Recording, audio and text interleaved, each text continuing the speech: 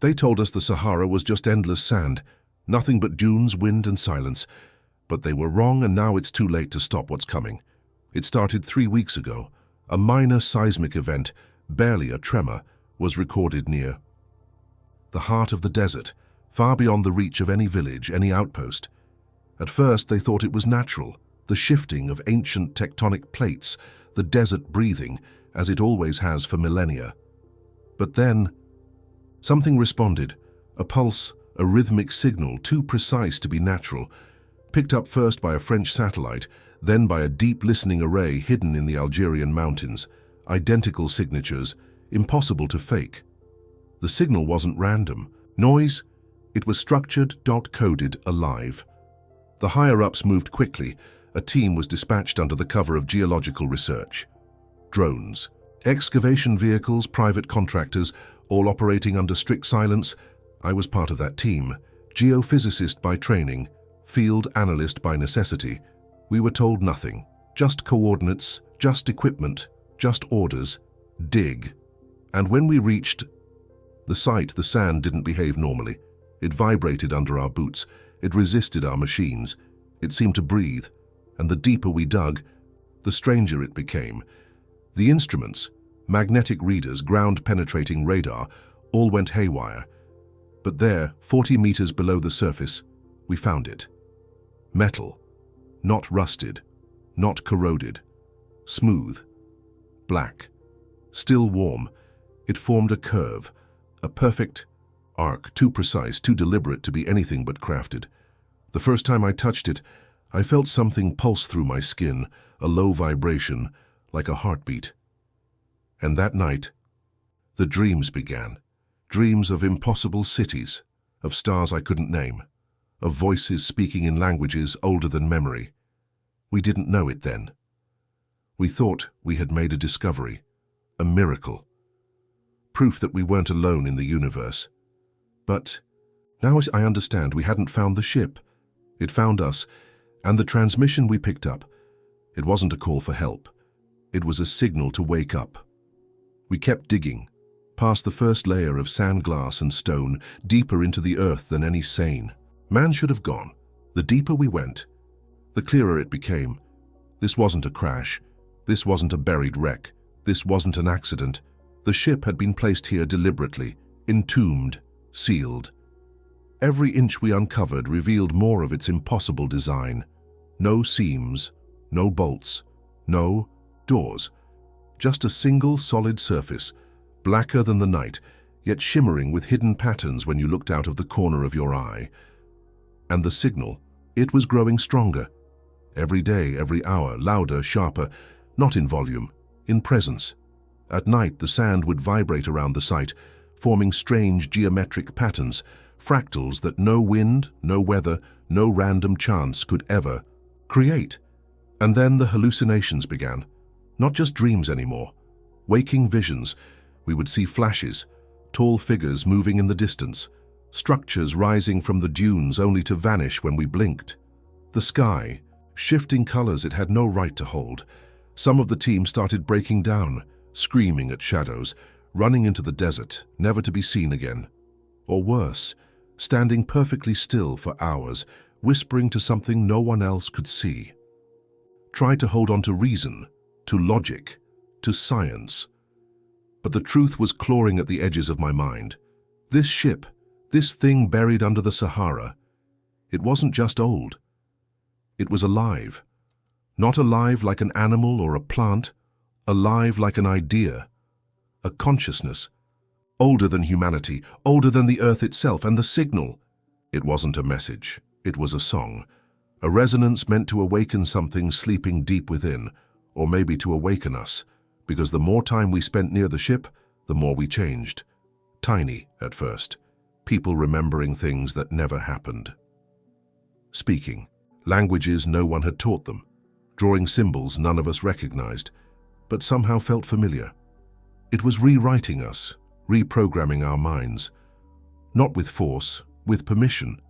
We were letting it in without even realizing it, because deep down, a part of us remembered, a part of us had always known. This ship, This relic buried beneath endless ages of sand wasn't alien at all. It was home, or at least it once was. And now it was calling us back. But for what purpose? Salvation, ascension, or something darker? Something we couldn't even imagine. That night, while the others slept or pretended to, I snuck back to the exposed hull. The sand parted for me like a tide. The surface of the ship shimmered under my flashlight, the patterns moving now, alive with a rhythm that matched my heartbeat. I reached out. I shouldn't have. Every instinct screamed not to, but it wasn't fear I felt, it was belonging. My hand touched the metal, and in that moment, I saw everything. Cities floating above burning oceans, beings of light and shadow folding entire worlds into themselves, endless corridors stretching across galaxies, and at the center of it all, this ship, not a vehicle, not a weapon, a seed, planted on countless worlds, waiting for the right conditions, for the right moment to bloom. I fell back, gasping. My mind filled with fragments of memories that weren't mine. I understood now. This wasn't a discovery. It was a trigger. We had awakened. Fate, and it had begun awakening us in return. The Sahara. The earth. They were just soil, and the harvest was about to begin. After I touched the ship, nothing felt real anymore. The world around me. It wasn't the same. The sand no longer shifted naturally underfoot. It flowed, like it was being guided, moving in deliberate, intelligent patterns across the excavation site, and the air, it sang. Not with sound, not with vibrations, with something deeper, a pressure inside my mind, threading through my thoughts, whispering promises in a voice older than language itself. By the time I stumbled back to camp, the others had changed. Their faces were blank, their movements too smooth, their eyes glassy, reflecting the stars in ways that made no sense. It was like they weren't seeing the world anymore. They were seeing through it, seeing something else, something beyond. I tried to warn them. I tried to snap them out of it, but it was too late. They weren't asleep. They were synchronizing, becoming something new. The signal pouring out from the ship grew stronger by the hour. It wasn't limited to the dig site anymore. It spread like a wave across the Sahara, bending the dunes into impossible formations, towering spires, intricate labyrinths, endless fractal spirals so vast you could only truly see them from the sky, from orbit. The satellite images leaked eventually, blurry, distorted, suppressed by governments trying desperately to keep control. But it didn't matter. The world saw and the world felt, because the signal didn't just stay in the desert. It leaked into the networks, into the satellites, into the data streams that connected every corner of Earth. It wasn't noise. It was a code, a living algorithm. Once you heard it, once you were exposed, you were changed. Not immediately. Subtly.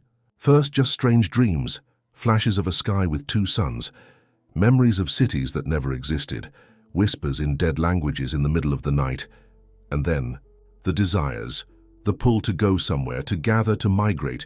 People left their homes without knowing why. Mass movements across continents, like ancient instincts awakening after being buried for eons. They were answering the call, answering the ship, and the Sahara. It was no longer just a desert. It was becoming something else, something alive. Massive crystalline structures erupted from the dunes, reaching for the heavens, towers of black stone and shimmering glass, arranged in patterns no human architect could understand, but that felt right, as if the earth itself was remembering a blueprint older than humanity. I tried to escape, tried to flee the dig site, to warn someone, anyone, but the desert wouldn't let me. The sand shifted under my feet, rerouting my path. The towers loomed closer no matter how far I ran. There was no horizon anymore, only the endless pulsing structures, growing, breathing. I realized the terrible truth then. We hadn't uncovered the ship.